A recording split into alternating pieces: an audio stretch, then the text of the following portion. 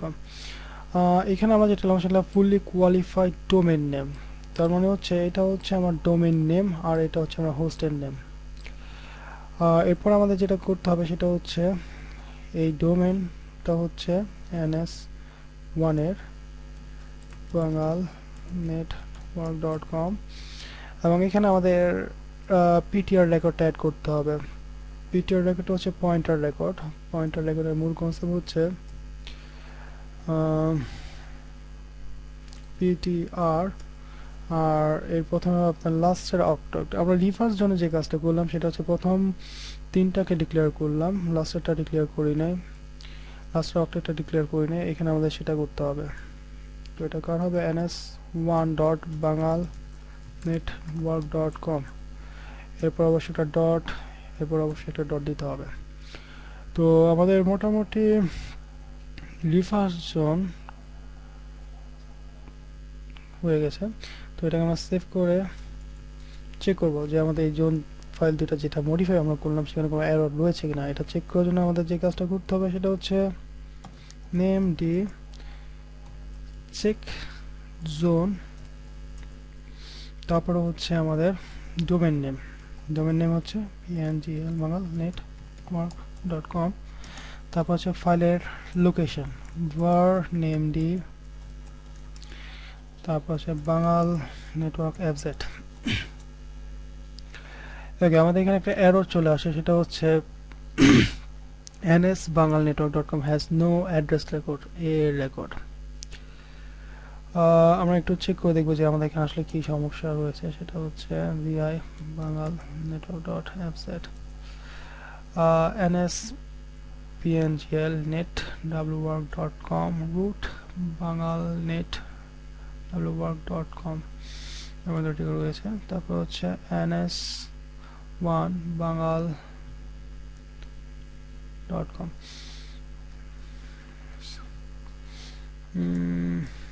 এখানে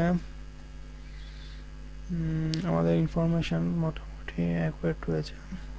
সেভ করে বের হয়ে আসি। এরপরে আমরা আমাদের আরেকটা যে ফাইল রয়েছে সেই ফাইলটা আমরা চেক করতে নেম ডি ডট rz, সেখানে আমাদের বলা হচ্ছে জোন বাঙাল network lot has no address record. তো এখানে আমরা দেখি আমাদের rz এর মধ্যে কোনো সমস্যা রয়েছে কিনা, যেমন ns bangalnetwork.com root bangalnetwork.com, ns হচ্ছে ns1 bangal network.com bangalnet.com। ওকে, তো আমরা এখন সার্ভিসটা নেমটি রিস্টার্ট না স্টার্ট করব। এখানে আমাদের একটা এরর দিচ্ছে, সেটা হচ্ছে has no address record a or a a. আমাদের রিভার্স জোনে কোনো এরর আছে, এটা হচ্ছে আমাদের ফরওয়ার্ড জোনে বোধ হয় 10 লোড সিরিয়াল বাঙাল নেটওয়ার্ক এস বাঙাল has no address. Okay fine. তো আমরা একটু চেক করে দিয়ে আসি আমাদের এখানে আসলে কোনো সমস্যা রয়েছে কিনা। যদি কোনো কারণে সমস্যা, সেক্ষেত্রে আপনারা যেটা করবেন সেটা হচ্ছে cat var log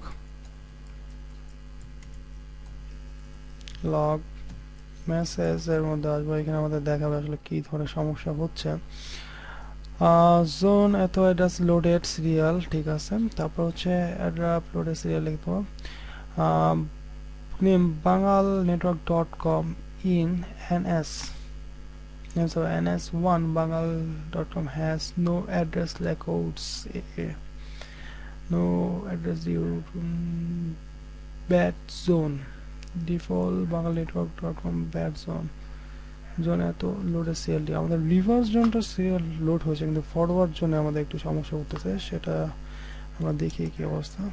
বাঙাল network fz net work.com root bangalnetwork.com।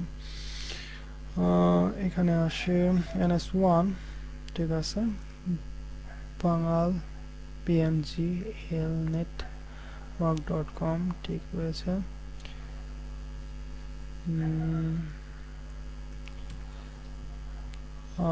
Address 10.20.103.220। আমরা চেক করে দেখি আরেকবার। সার্ভিস নেম ডি রিস্টার্ট, আমাদের সে একই এরর দিচ্ছে। সেক্ষেত্রে আমরা যেটা করব সেটা হচ্ছে আমরা মুভ করব বাঙাল নেটওয়ার্ক এফজেড কে বাঙাল নেটওয়ার্ক এফজেড ব্যাকআপ নামে।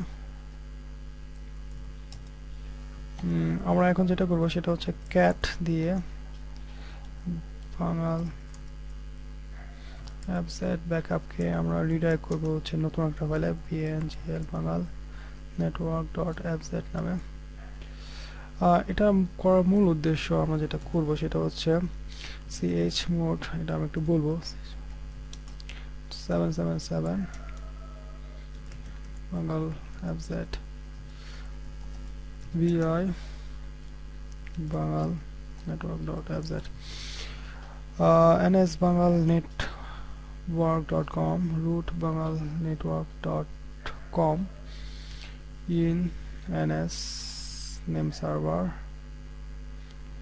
আমরা এখানে বলতে পারি ns in internet name ns name server, আর তার ns1 বাঙাল network.com, ঠিক আছে।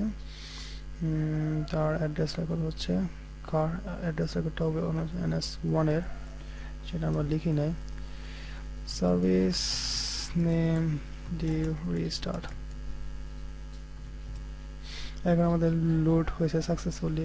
নর্মালি যেটা হয় সেটা হচ্ছে আমরা যখন আমাদের এই ধরনের এরর আসবে তখন আমরা যেটা করব, যেই জোন ফাইলে আমাদের এই ধরনের সমস্যা হচ্ছে সেটাকে মুভ করব অথবা রিনেম করে সেটাকে কপি করে অন্য একটা ফাইলে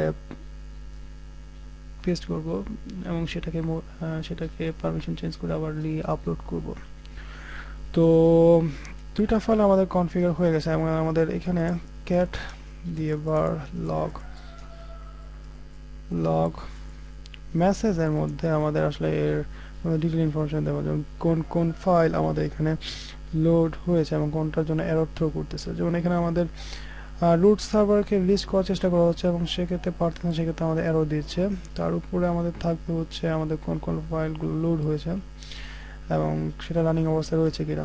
তো এখানে আরেকটা জিনিস রয়েছে, যেমন vi etc, আমরা আরেকটা ফাইল রয়েছে নেম var নেমটির মধ্যে ডাটার মধ্যে, এখানে নেমটি রান যে ফাইল রয়েছে সেখানেও আমাদের আসলে আমাদের বিভিন্ন ইনফরমেশন শো করে বা রানিং অবস্থায়, যেটা দিয়ে আমরা ট্রাবল শুটিং করতে পারি। তো এরপর আমরা যেটা করব সেটা হচ্ছে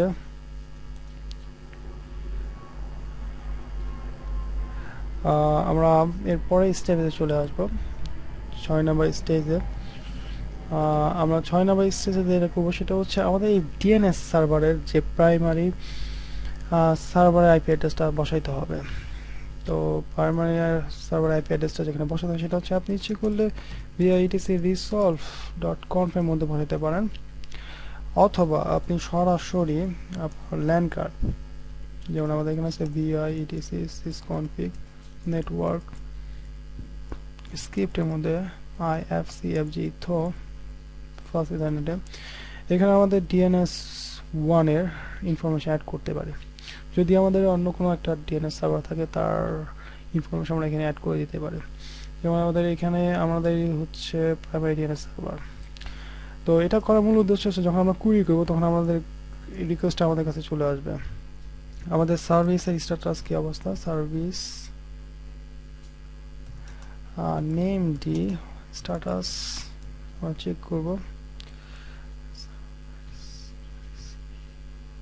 সার্ভিস নেম ডি স্ট্যাটাস, ওকে, সার্ভিস নেম ডি স্ট্যাটাস আমাদের এটা রানিং অবস্থা রয়েছে। আমরা যদি এখন কোনো কুইরি করি, সাপোজ আমরা এখানে লিখলাম ns lookup, আমরা চাচ্ছি একটা আইপি অ্যাড্রেস দিব, তার এখানে সে তার নামটা সে আমাকে দেখাবে। সেক্ষেত্রে আমরা বলতেছি 220-এর নামটা আমাকে দেখানোর জন্য, সেক্ষেত্রে আমাকে সে তার নামটা দেখাবে ns1bangalnetwork.com।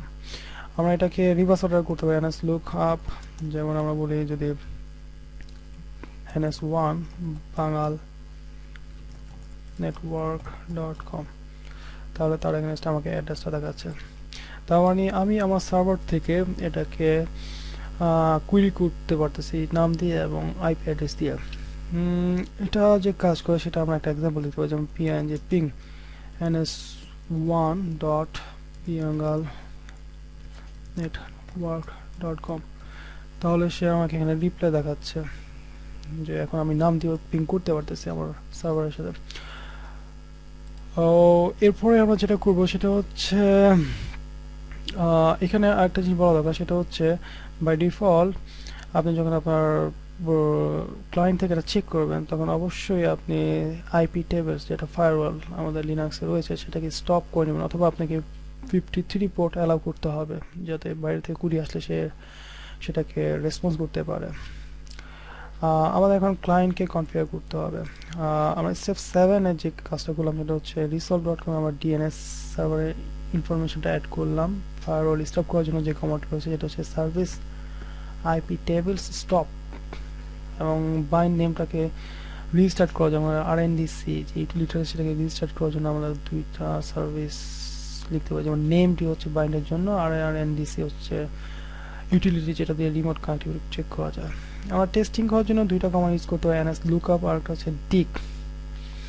এখন আমরা যেটা করব ক্লায়েন্ট থেকে ক্লায়েন্টকে কনফিগার করব উইন্ডোজ 7 CentOS 6, এবং আমরা যদি কোনো এরর থাকে সেক্ষেত্রে আমরা লগ ফাইলটা চেক করতে পারি। তো আমরা এখন যেটা করব সেটা হচ্ছে আমাদের উইন্ডোজ এক্সপি একটা ক্লায়েন্ট মেশিন রয়েছে এখানে, যার আইপি অ্যাড্রেস হচ্ছে সিএমডি তে আসবো ipconfig, আমাদের আইপি হচ্ছে 10.20.103.250। এখানে আমাদের কোনো ডিএনএস এর আইপি অ্যাড্রেস সেটআপ করা হয় নাই। যদি আমরা পিং করতে চাই, যদি আমরা পিং না, যদি আমরা কুড়ি করতে চাই, যেমন ns lookup আমরা যে বলি 10.20.103.220, তাহলে সে আমাকে বলছে আননোন, অ্যাড্রেস হচ্ছে 127। তার মানে হচ্ছে এখানে আমাদের প্রাইমারি ডিএনএস সার্ভার ইনফরমেশন দেওয়া নাই, তো আমাদের সেটা সেট করতে হবে nscnCPA.cpl কমান্ড দিয়ে আমরা আমাদের ল্যান্ড কার্ডের প্রপার্টিতে আসবো। এখানে আমাদের ডিএনএস ইনফরমেশন অ্যাড করব, প্রপার্টিতে আসবো, এখানে ডিএনএস আইপি অ্যাড্রেস যেমন 10.20.103 হচ্ছে আমাদের প্রাইমারি ডিএনএস, 220 হচ্ছে আমাদের প্রাইমারি ডিএনএস। ওকে করব, ক্লোজ ক্লোজ ক্লোজ। এখন যদি আমরা কুইরি করতে চাই যেমন ns lookup 220, তাহলে সে কিন্তু আমাদের রেসপন্স করতেছে যে তার আইপি অ্যাড্রেস হচ্ছে ns1bangalnetwork.com, ns1bangalnetwork.com। আমরা যদি নাম লিখি যেমন ns1.bangalnetwork.com, সেক্ষেত্রে আমাকে সে আইপি অ্যাড্রেস দেখাচ্ছে। CentOS ক্লায়েন্ট যদি আমরা কনফিগার করতে চাই তাহলে আমাদের যেটা করতে হবে, আমাদের এখানে CentOS এর আরেকটা ক্লায়েন্ট দেওয়া রয়েছে এবং তার আইপি অ্যাড্রেস দেওয়া রয়েছে ifconfig 240 আমাদের আইপি অ্যাড্রেস। তো আমরা চাচ্ছি এও যাতে আমাদের প্রাইমারি ডিএনএস এর সাথে নেম রেজুলেশন নিয়ে কাজ করতে পারে, সেজন্য আমাদের vi etc sysconfig network network script ifcfg etho 0, এখানে আমরা তার আইপি অ্যাড্রেস বসাতে হবে প্রাইমারি ডিএনএস এর। তো এখানে আমাদের ডিএনএস প্রাইমারি আইপি অ্যাড্রেস বসানো হচ্ছে 10.20.103.220 এবং সেকেন্ডারি আইপি অ্যাড্রেস দেওয়া রয়েছে 116.193.176, যেটা একটা পাবলিক ডিএনএস। তো আমরা আপাতত পাবলিকটা উঠাই দিচ্ছি, শুধু আমাদের লোকাল যে সার্ভারটা রয়েছে তাকে অ্যাক্টিভ করার জন্য। এই ফাইলটা মডিফাই করার পর অবশ্যই আপনাকে সার্ভিস নেটওয়ার্ক রিস্টার্ট করতে হবে।